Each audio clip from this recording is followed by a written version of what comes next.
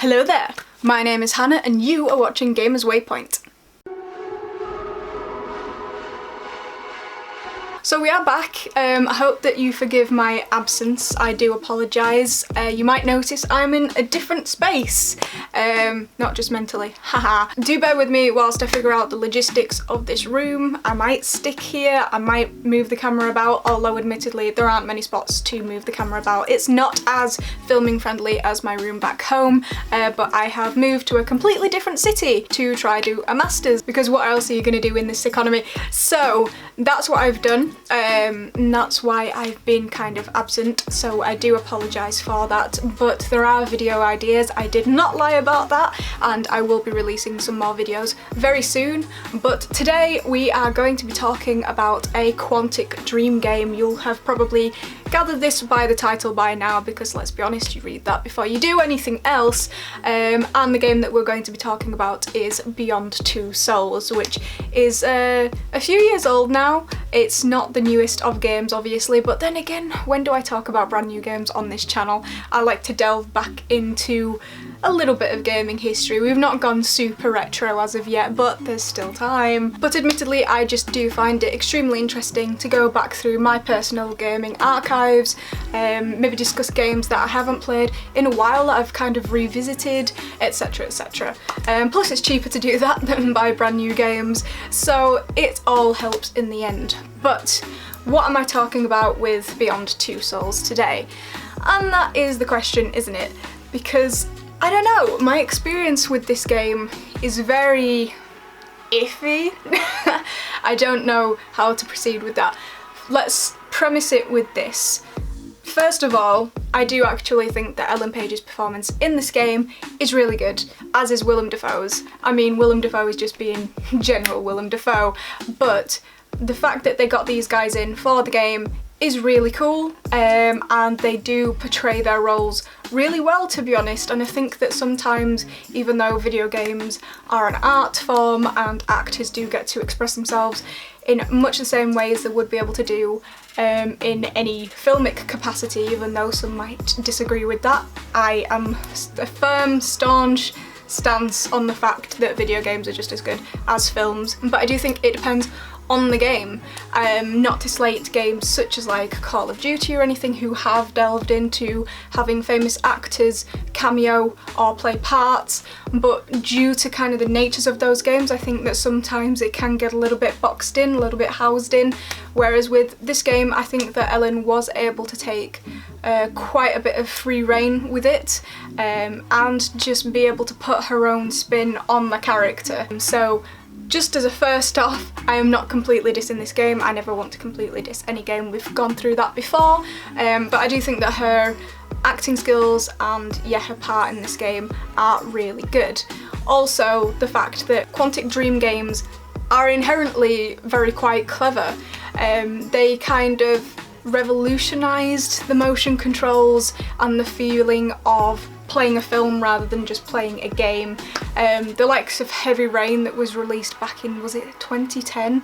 I remember reading about that in a gaming magazine back in about 2008, 2007, and I remember reading about this game that was coming up, and I was so excited for it. I was like, this sounds amazing, and to be honest, when I actually got around to playing Heavy Rain, that is exactly how I felt about it. I was like, this is an amazing game, and if you haven't checked it out, I do recommend it. I might also make a video on that at some point. And then you have Detroit Become Human as well. I know that these are somewhat divisive games sometimes. People aren't always a fan of this genre because it's almost like a walking simulator mixed with just some added little button presses and QTEs, but I personally really like this genre, and I think that Quantic Dream does it really well. And that is not to say that I don't think that Beyond Two Souls is done well. It's just, I'm gonna poke a little bit of fun of it, a little bit, because when it comes down to the theory I have, it just makes everything else in the story seem a little bit obsolete, a little bit. But before we get on to my actual thoughts on the game, let's kind of discuss a bit about what it is. So if you haven't played this game, basically you are just a, well, nearly a normal girl, apart from the fact that you have what is called an entity attached to you, and his name is Aiden. Please get this right, Aiden. They call him Aiden in the game. It frustrates me to no end, so forgive me, I'm gonna call him Aiden for the sake of this video, because Willem Dafoe calls him Aiden and everyone else calls him Aiden, which I don't know.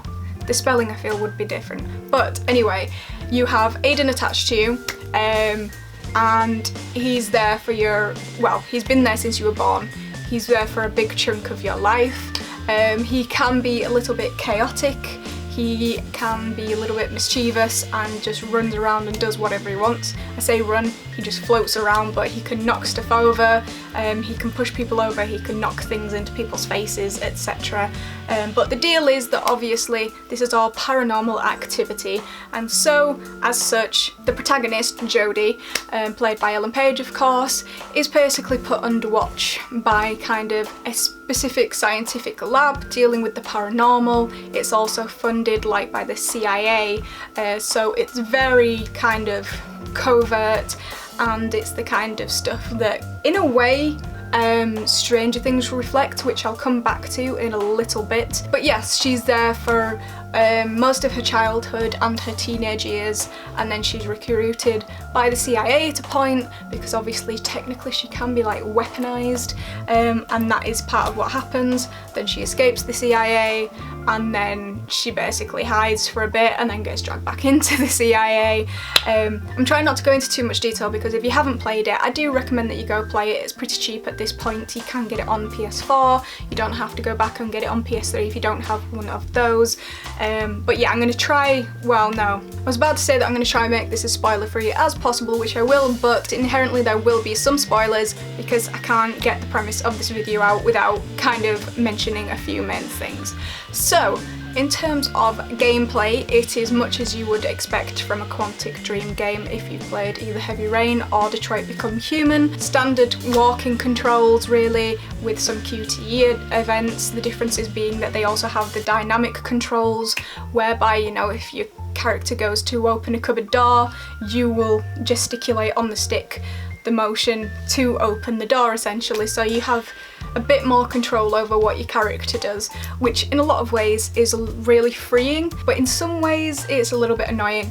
They're not perfect. So in terms of controls, they are much like what you've come to expect from Quantic Dream, but they are not perfect. And once again, I don't mean that in a mean way. To achieve that kind of movie look in games can sometimes be a little bit hard, because when you are transitioning between a cutscene and someone then being a playable character, it's not always going to be seamless, and I completely understand that, but we are just talking about like the little things, because Quantic Dream are usually pretty damn good with making it seem kind of fully integrated, and they are still in this game, but just beware, you can very much make yourself look a little bit like an idiot. Also, just as a really random example, there's at one point where you are sitting a test in the CIA and she's doing a long complicated mathematic equation, none of which do I understand because maths and I don't really get along that well, and it incorporates QTEs and motion controls for that, and it's kind of like flick the stick this way and flick it that way, and all she's doing is writing the equation, and then it's like it's so intense for what it is. She's writing on a piece of paper, but there's this really intense training music behind it, and it just, that bit made me laugh, I can't lie, because that could have all just been kind of a montage cutscene, but in some way it does somewhat feel like they're trying to shoehorn a few key QTE events in there, and obviously, you know, control events, which is just not always necessary. There are games that do have really long cutscene sequences. I know that sometimes people are not massive fans of cutscenes. I think if they're done really well, I don't mind them, as long as there is obviously way more gameplay than cutscenes. Sometimes, like for instance, when Days Gone was released or was about to be released, it was revealed that it had quite a few hours of cutscenes. It was something like 16 hours or something worth of cutscenes, and in an age where you can get games which are only like 8 hours long or whatever, at first it was like, oh, that is a lot of cutscene, but then you realise that there are like 60 gameplay hours, if not more, to be had. So when you kind of chalk it up like that, it doesn't seem as bad. So I am not saying that I'm like a massive proponent of cutscenes, but I really don't mind them. And I just think in that instance that could have been chalked up to a cutscene and not just making you feel the kind of awkward feeling like you have to intense Uber Einstein a maths test in a CIA lab. It could have just been watched, and obviously then it could have come back in when she's doing like the physical training assault course, because then that makes sense, you are in control. But instead we had super hardcore maths time and I was like, okay, wasn't a fan of this in school, not a fan of it now, so thanks Quantic Dream. So the game itself is only actually about 8 hours long, which is what I kind of just alluded to. So you can do it all in one day. It really won't take that much time out of your life to be able to complete it, especially if you are obviously really conversant with motion controls. And to say that it's only 8 hours long, I have to say that the beginning is really slow. It's purposeful in its narrative and it is needed to set up the character, but basically you play as, you know, child Jodie, and you're starting to realise that you can't control Aiden or Aiden, and that's when you get introduced to Willem Dafoe's character, who is the lead scientist at the DPA, I think it's called, basically the paranormal department where you end up living. But yeah, to say all that goes on, and there are actually a couple of action sequences that occur in terms of either fighting off enemies or playing as Aiden or Aiden. I can't stop myself saying Aiden now, great. Yeah, despite those things, I do think that it takes a while to get into the game. Honestly, I can't really suggest what would have improved it. Maybe some quicker pacing, maybe just a few more kind of... I don't know how to explain it, because it's all supposed to be engaging storytelling, and I'm not claiming that it isn't that, but I think they could have maybe incorporated a few more things that didn't make it feel like it was dragging quite as much. Some people might disagree with me on that, and that is absolutely fine. They might find that it was the appropriate amount of speed and that it covered everything really nicely. It does cover everything really nicely, but I think it doesn't help the fact that Jodie as a kid, I know that she's got this uncontrollable entity attached to her, but she's super moody, man. Like constantly moody. And I know that it's not going to be very easy for her, but I think it just feels somewhat draining at the beginning of the game, because you're met with your protagonist who just seems to kind of shrug everyone off. At the same time, it is that kind of people are shrugging her off, especially her adopted dad. Her mother is really trying, her adoptive mother, she's really sweet and lovely, but the dad is a piece of work, he's awful. But at the same time, yeah, it's because she's receiving this indifference or even sometimes disdain towards her because of her abilities, she then becomes either indifferent or disdainful. And it gets a little bit tiring to watch for the first couple of hours of the game, if that makes sense. Not to mention she has a full-on emo teenage fit phase, and that is just close to unbearable. I know that it's gonna be kind of really relatable for some people. It's kind of relatable for me. I went through an emo phase. I mean, come on, I'm sat here wearing blue lipstick and whatnot, but I don't know, it is just kind of borderline intolerable, and I know exactly why it's there. It is showing the transition of Jodie's life, how she grows, how she progresses despite what she has to deal with in her life, and that is understandable. But just as a gameplay perspective, it's like when you encounter a segment in a game and it makes you do something you really don't want to do. That is one of the segments in the game where I'm like, I really can't be bothered with this. So now let's get to the point of the video where we discuss the title that I've made up and my thoughts. Obviously we've covered kind of the controls and the general narrative structure of the game, what it entails, but now we're going to get to the segment that I like to deem the true point of the game, which is that it is more or less an elaborate boyfriend simulator. Sorry QD, good old QD, not that we're on informal terms, but that kind of is what this boils down to. So despite the fact that you would think that the game is about Aiden and the paranormal, which it is, because of how the game then narrates itself towards the end, you realise that the focus isn't always on kind of Jodie figuring out who she is. It's more about who she comes into contact with. Now, don't get me wrong, I'll give you guys the buyout here. Once you get to the end of the game and you are provided your choices, you can choose to just go it alone. You can have solo Jodie mode and you don't have to choose anybody. But they make it very obvious that they're trying really hard to set you up in some sort of capacity in this game. And the thing is that none of these relationships actually pose themselves as being particularly positive when they are first encountered. So the main one that they try real hard to ship you with is Ryan. He is a member of the CIA. He is the one who comes and recruits you, practically drags you away from the lab where you're being kept, which sounds a little bit kind of prisonerish. It's not as bad as it sounds once you play the game. And he at first does not have time for Jodie. He cannot be bothered with her. He just wants to recruit her in the CIA. He takes every opportunity that he possibly has to kind of either berate her or try and be tough on her to try and make her improve, that sort of thing. And then it seems like a 180 comes out of absolutely nowhere once you've completed your training, where he's like, oh, I sent you an email for us to go to dinner. And I'm like, where the hell did that come from?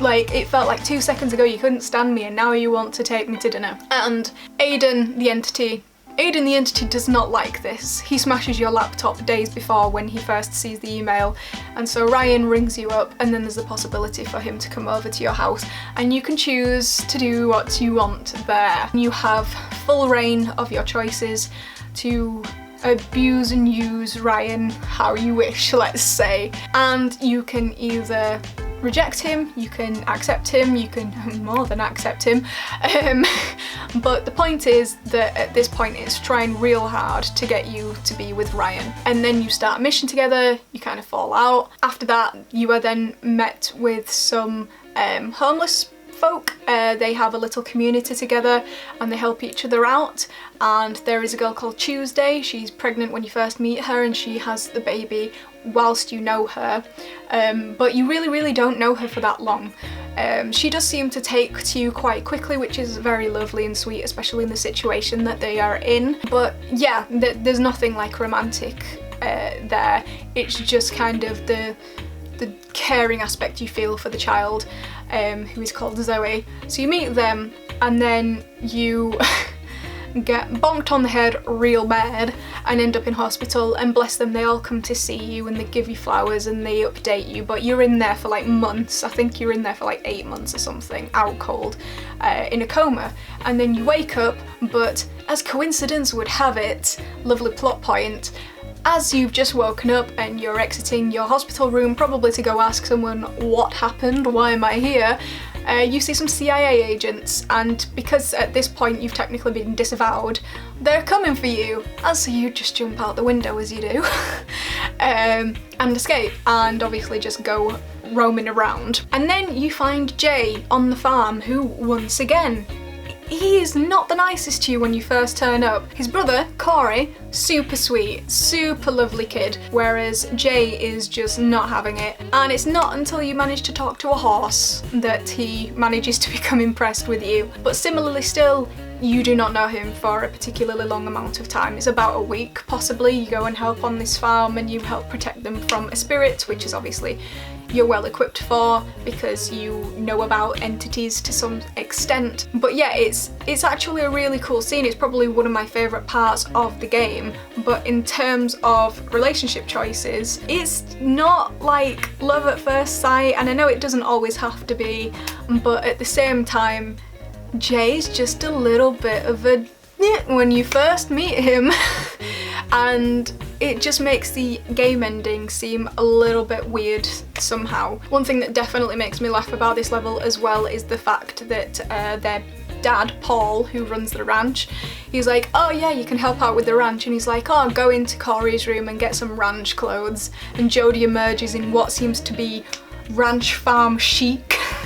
Like, I'm expecting like overalls, some raggedy jeans, you know, like a ripped kind of plaid shirt. No, she's wearing like studs and a vest jacket thing. I'm like, is that how you work on a ranch? Because that is not what I'd be wearing if I was working on a ranch. But hey, this game does also seem to be, how many phases can Jodie go through, how many styles and fashion choices can she go through, and how many haircuts can you possibly have in 8 hours? I think the answer's about 5 at this point. So she does have a lot of versatility in terms of her fashion sense, I suppose, but it really did make me giggle because I'm like, that is not appropriate farm attire, surely. So yeah, to then get to the point of the video, obviously, you get to the end of the game, and after a little bit of soul searching, you are posed with 4 choices. You can either go it alone, which is absolutely fine. That's what I'm saying, that's the buyout clause here. You can technically choose nobody, but as I say, it tries really, really hard to set you up with somebody. So then you can also choose Jay, and then you have the option to choose Tuesday and Zoe, which is actually really lovely because obviously they do take care of you whilst you're in the hospital, despite the fact that you don't know each other for a particularly long period of time. There is, I suppose, that bonding element of obviously being out on the streets together, and you can move into their little apartment that they all share together once they get back on their feet, which is a really nice sentiment, definitely. But the one that they really, really, really push is Ryan. So you can choose to be with Ryan at the end, and it is quite a happy existence, but it does make me laugh because they give you so many opportunities to choose Ryan, and you can literally go through the entire game rejecting him, which is like 4 separate occasions in 8 hours, to be honest, and still get to the very end of the game and then choose him. So one of the pinnacle points of the game, well, you're on the submarine mission and you're underwater and you're in the underwater base, and you both get out of that somewhat unscathed depending on what you choose to do in the mission. Basically, at one point Ryan is being interrogated very badly. He's telling Jodie not to talk, and obviously Jodie eventually does talk, but it depends. He can just suffer a little cut on the arm, or it can go as far as him losing an eye during the torturing process. And when you resurface from the underwater base and it's freezing and snowy everywhere, Ryan confesses his love for you, and you can straight up just say, no, I don't love you, because he asks, he's like, do you love me back? And you can be like, yes I do, or you can be like, nah, I thought I did but I don't, which is really quite harsh, especially if you've just made a guy lose an eye. And despite the fact that you have the option to tell him nah, at the very, very end of the game, you can still choose him, and the voiceover goes something like, I always knew in my heart that I loved Ryan. Despite the fact he upfront asks you, do you love me? And you're like, no. Which, in terms of the storytelling, it just doubles back on itself. And I'm not saying that people don't have changes of heart, etc.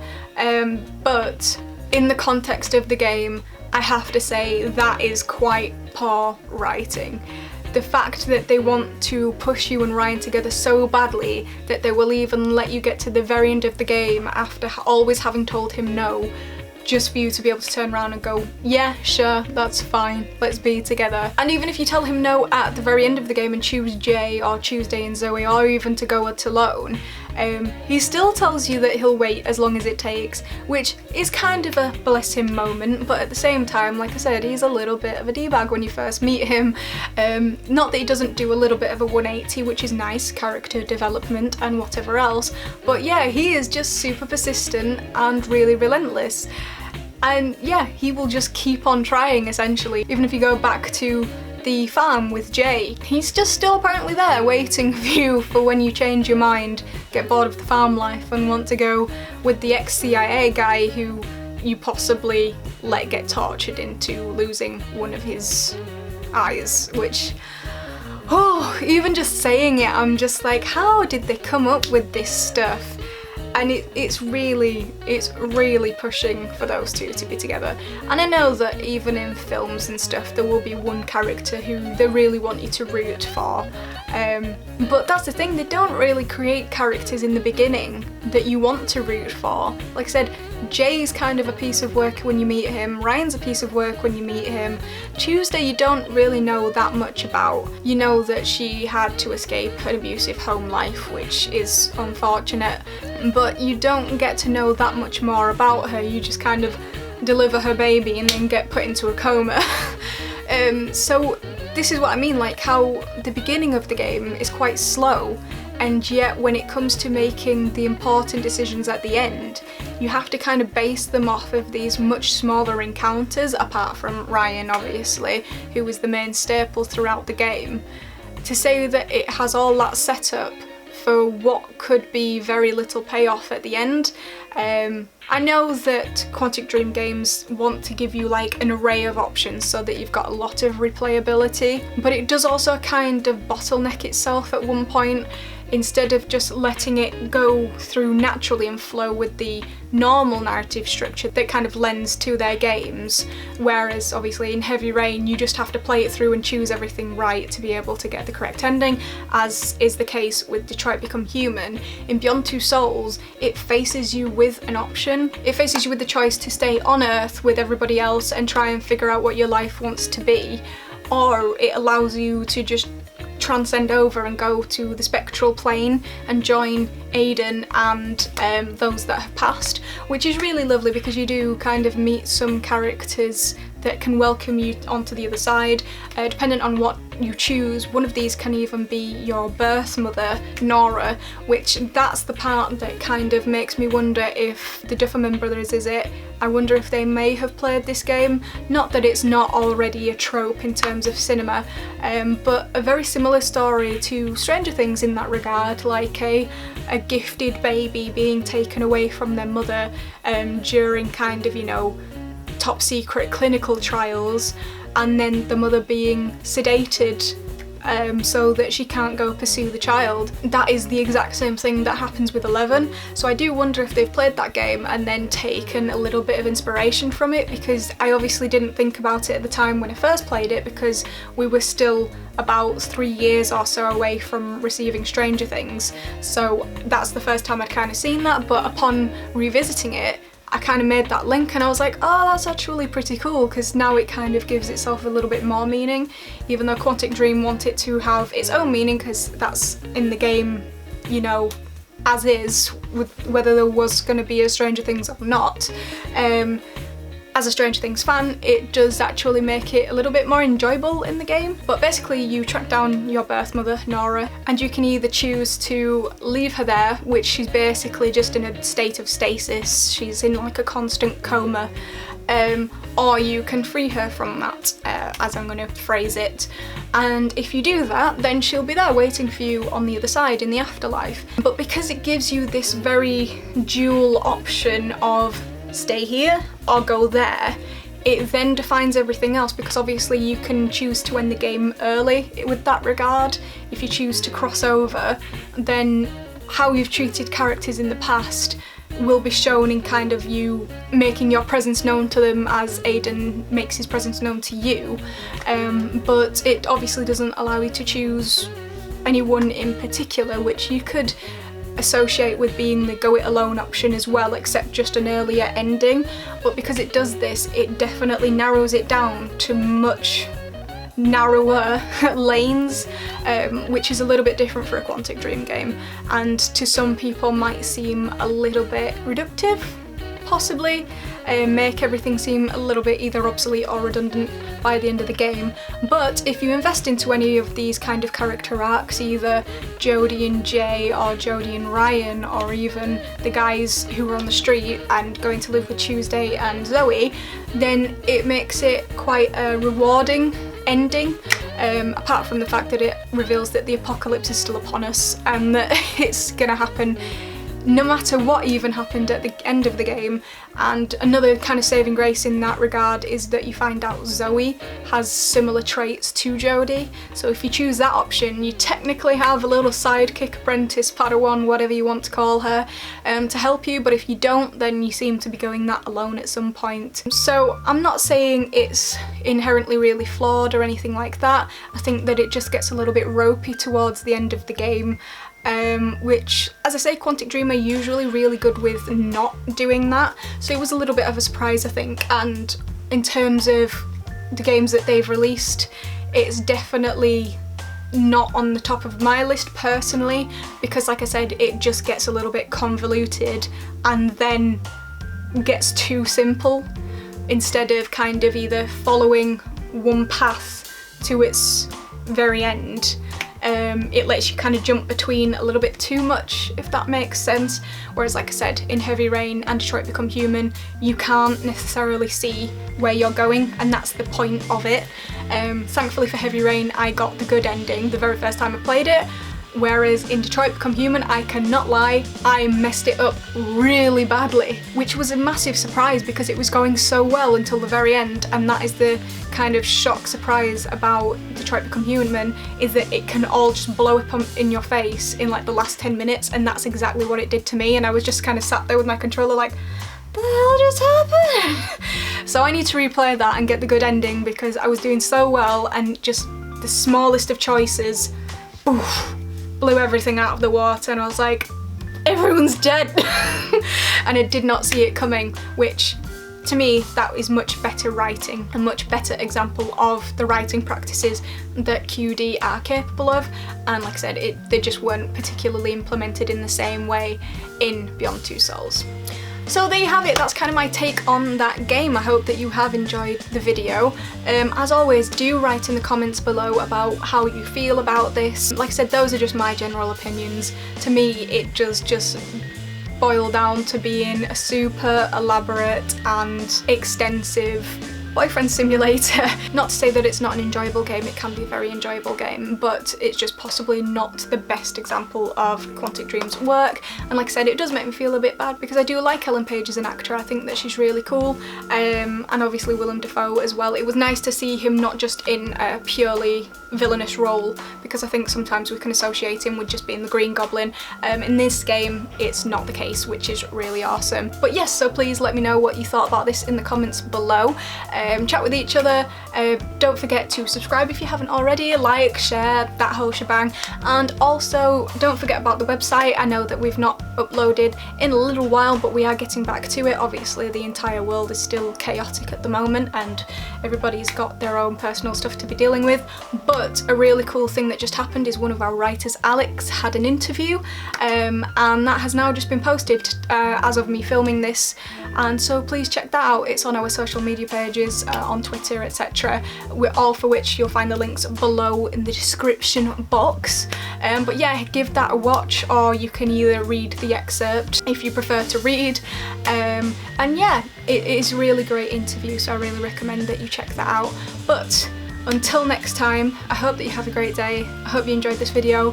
Please do look forward to more content in the future because there will be more. And until next time, never stop exploring. See you later, guys.